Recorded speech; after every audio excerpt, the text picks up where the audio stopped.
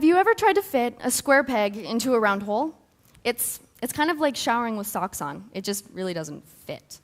You see, I'm a visual person by nature, and so this idea of shapes, this motif, really fits into my personal way of thinking, as well as something a whole lot larger. Okay, so let me first draw your attention to these props over here. I have this painting, this square, and this clock, or circle. I'm going to place them here now, and then I'll actually draw your attention to them again when they directly apply to you. Okay, so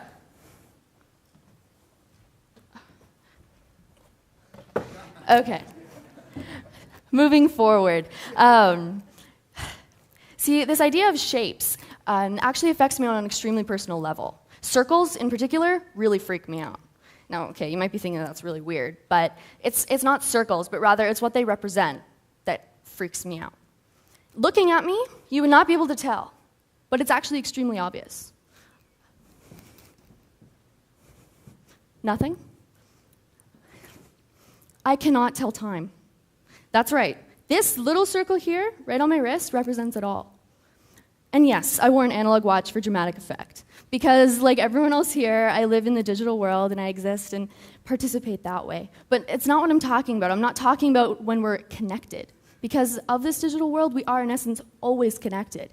It's this disconnected state. And as I've been analyzing this, I've actually come to realize that it's kind of my own making. You see, okay, have you ever been asked about your 5-year plan, your 10-year plan?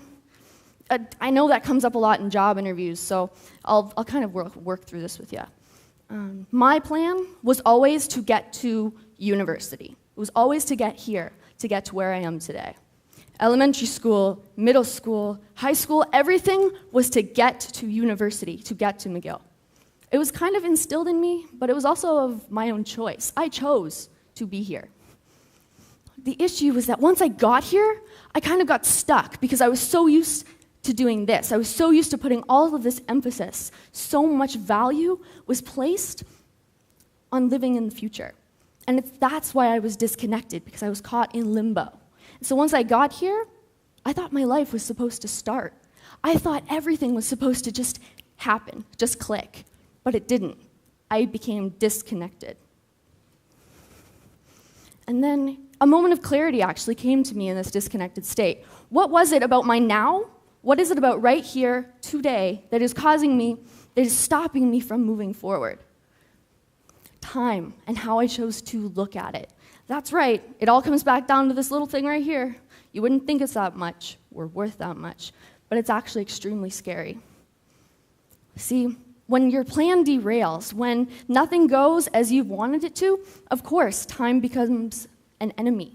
You come to associate it, or at least I did, with negativity, with boxes, with limits. So for me, time reflects my own fears right back at me. Time reflects my fears. And see, okay, I need to make this clear. I'm not saying that planning is the problem, because that's not. We all plan to be here. I planned my outfit extensively. It's nothing like that. It's in using these goals as a substitute for living. The mistake it lies in how the present will never be good enough when compared to the future. That future will always seem better. And of course, when you associate time with negativity, this fear manifests itself into anger. And so, of course, I want to kick it. I want to do something, punch it. And my original idea for this TED Talk was to actually have a punching bag or to bring someone up on stage, like little hands or something like that. But then, again, I have to look at the actual issues and look at myself within that box, within that framework. I'm not a very physical person. I'm very visual. Very visual. So in reverting back to my visual roots, I'd like to draw attention again to the painting. So I have 3 people here who are going to help me work this out for you visually. And you see this painting shape? It's a square. That's no coincidence. Believe me, I picked it on purpose. All right. They're all personifying time. Past, present, future, birth, life, death. All of these different things that affect us on both within both the microcosm and the macrocosm, the circle of life, right? So, as blue, past, Blue starts to paint, she starts to add her own personal moment to this canvas. As Blue is painting, you would think actually that the past, I would have had blue already on this canvas. But no, that's not what I'm trying to say. It's that the past is present. It carries into the present moment all of these experiences, all of these feelings. Everything from then has led to now. The past is present. So next, we have the color red, which represents present, right? We have TED. It's all in your pamphlets. Red is a really present color. It's the heat of the moment, the passion, that fire. So she adds her colors, and as you can see, it's bright, it's vibrant, it's really vital, it's really present. It's within everyone's being. Blood, it's the life source. Yeah, I thought about these colors a lot. And so she keeps on adding her colors. Each brush stroke, everything she's doing is a manifestation of this moment's feelings. Next, we have the future. Moving past the present, pun intended, past the present, enters the future. It's kind of like a brown, like earth tone. And with all of these different colors on the painting, green has come up. There's new colors. It's a change agent. It's changing what is within this box. It's changing what is within the box that in essence represents our perception of time, represents that box that we keep ourselves in every day. So as you can see, this painting, well, to me, it represents how time really is just a collection of moments. You look at this, all of these different colors represented moments: past, present, future, life, birth, death. All of these different things were captured in the present. The past was present. The present was present. The future was present. All we ever have is the present. That's all we can ever control. When she was painting, she could only control one movement at a time, constantly in the present.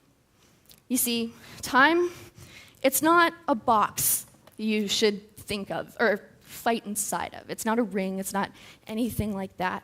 Time is not even, you can't even consider it a circle because it's infinite, it's constant. Time is not limited. It is not boxed in. There's nothing like that. And do you remember that idiom that I said at the beginning of the talk? Square peg, round hole, right? If you look at it that way, it doesn't work out. They don't fit. The square actually covers the hole. But in shifting your perception, they fit. So this painting represents to me how those girls stepped outside of their boxes and came onto the stage. They made the choice to forego the fear and enter into the moment. So what would you tell time if time was a person? To me, well, for me, I would thank time, for it is a constant reminder of presence, which has been the greatest gift.